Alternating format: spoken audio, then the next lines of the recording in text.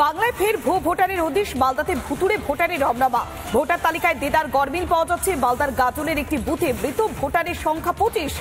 5 থেকে 6 বছর আগে মৃত্যু হয়েছে। এখনো পর্যন্ত ভোটার তালিকায় জলজল করছে সেই মৃত ভোটারদের নাম। মৃত ব্যক্তি ভোটার তালিকায় জীবিত কিভাবে তা নিয়ে উঠছে প্রশ্ন। বাংলায় ফের ভুয়ো ভোটারের হদিশ পাওয়া যাচ্ছে একটি মাত্র বুথে, শুধুমাত্র একটি মাত্র বুথ মালদাতে, যেখানে 25 জন মৃত ভোটারের নাম পাওয়া যাচ্ছে। 1-2 বছর আগে নয়, প্রত্যেকের মৃত্যু হচ্ছে 5 থেকে 6 বছর আগে, কিন্তু তারপরেও ভোটার তালিকায় তাদের নাম জলজল করছে। মৃত ব্যক্তিরা ভোটার তালিকায় জীবিত হলো কিভাবে তা নিয়ে লাগাতার প্রশ্ন উঠছে। কিন্তু যখনই বিষয়টি সামনে আসছে তখনই প্রশ্ন যে একটি মাত্র বুথ, সেখানে 25 জন মৃত ভোটার, তাহলে এতগুলো বুথ রয়েছে, তাহলে কতজন মৃত ভোটার থাকতে পারে? একাধিক জায়গায় যখন মৃত ভোটারের হদিশ পাওয়া যাচ্ছে তখন সত্যি প্রশ্ন উঠছে।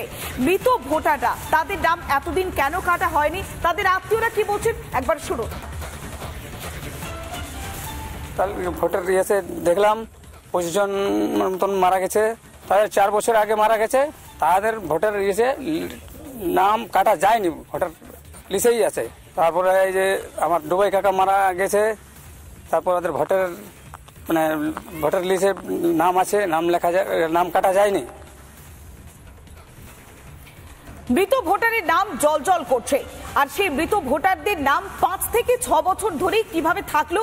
তাদের যে আত্মীয়রা কি কি অভিযোগ করছে, যে মৃত ভোটারদের নামগুলো সামনে আসছে, আমাদের প্রতিনিধি দীপঙ্কর যেভাবে তাদের আত্মীয়দের সঙ্গে কথা বলেছিল তাতে তারা বিস্ফোরক অভিযোগ করছে। শুরু। মালদার গাজল বিধানসভা কেন্দ্র, সালাইডাঙ্গা গ্রাম পঞ্চায়েত, সিংহপাড়া বুথ 98 বুথ, এবং এই মুহূর্তে এই 98 বুথে আমার সেই ভোটার লিস্ট আমার হাতে রয়েছে। এবং এখানে যদি দেখা যায়, আজকে এখানে যেটা এখানকার গ্রামবাসীদের অভিযোগ, এখানে 25 জন প্রায় ভোটার মারা গিয়েছে। যেমন এখানে একটি নাম আছে রাধামণি কুরুল, রীতিমতো সেই মৃত, আজ থেকে কয়েক বছর আগে সে মারা গিয়েছে, অথচ ভোটার লিস্টে তাদের নাম কিন্তু এখনো কাটা যায়নি। এটা কে? এনার নাম কি? রাধামণি কুরুল।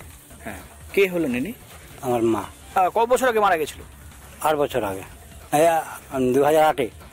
এই যে ভোটার লিস্টের নাম কেটে যাওয়ার তো কথা, আমরা বলি কেটেছে, কিন্তু নাম যদি থেকেও যায়, এখন ভোট দিয়ে যাচ্ছে যারা, সে আমরা সেটা কি করে বলবো? এটা ভুয়া ভোটও হতে পারে, ভুয়া ভোটে হতে পারে। আজকে 2008 সালে মারা গেছেন, তার ছেলের সাথে কথা বললাম, এবং তিনি কিন্তু রীতিমতো বলছেন যে তারা জানেই না যে তাদের মায়ের ভোটার লিস্টে এখনো নাম রয়েছে। মালদা থেকে দীপঙ্কর গোস্বামী, রিপাবলিক বাংলা। কেউ 4 বছর, কেউ 5 বছর, কেউ বা 6 বছর আগেই মারা গিয়েছে, অথচ ভোটার লিস্টে দেখা যাচ্ছে তারা এখনো জীবিত রয়েছে। এবং এখানে যেটা আমি দেখাবো, আমার ক্যামেরা পার্সনকে দেখাতে বলবো, এই গোলক মণ্ডল মারা গিয়েছেন আজকে 2020 সালে, অথচ তার নাম রয়েছে। এটা আমি বলছি না, আমি এসেছি গোলক মণ্ডলের বাড়িতে, এই সেই গোলক মণ্ডলের বাড়ি, এবং এখানে গোলক মণ্ডল, মৃত গোলক মণ্ডলের স্ত্রী আমার সামনে এসে দাঁড়িয়ে আছেন। আমার স্বামী 2020-তে মারা গেছে। ওনার ভোটটা সবাই চুরি করছে। ওনাকে সরকার থেকে এসে ভোট দিচ্ছে না, চুরি হয়ে যাচ্ছে ভোটটা? আপনার স্বামী কে? এনি? হ্যাঁ হ্যাঁ, এই যে। তো এটা তো ভোটার লিস্ট, কি বলবেন? ভোটার লিস্টে তো নাম আছে, ভোটার লিস্টের নাম আছে, নামটা কেটে দেন। কেটে দিতে চাই, কিংবা নতুন ভোট যারা দিবে এই পুরাতন গুলা কেটে, যারা মৃত্যু হয়েছে ওদের ভোটটা কেটে দাও। যারা ভোট নামটা কাটছে না তারা ভোটটা চুরি করে নিচ্ছে। হাতে আপনার কি? এটা ডেথ সার্টিফিকেট। দেখো, এই যে ইতিমধ্যেই এই যে মৃত গোলক মণ্ডল, তার স্ত্রীর সাথে আমরা কথা বলছি, এবং তিনি যেটা বলছেন আজকে 2020 সালে মৃত হয়েছে, এবং এটা হচ্ছে তার ডেথ সার্টিফিকেট। এই লিস্ট কবে সংশোধন হবে, বা এই ভোট কারা দিচ্ছে?